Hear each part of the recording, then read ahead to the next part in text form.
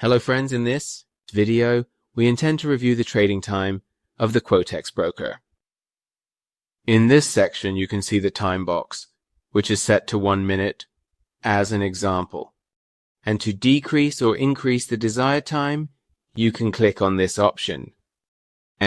Or to increase, click on this option. And also, to view different times, you can click on the time switch. And select your desired time, which you can choose between 1 hour to 4 hours.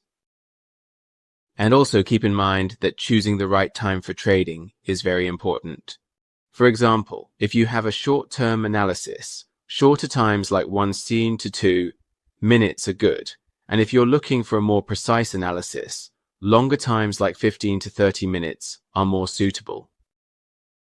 And in this section, you can adjust your investment percentage by clicking on this option, and also on this option. And before you click on the up and down options, make sure you have selected the correct time, because after clicking, you won't be able to change it.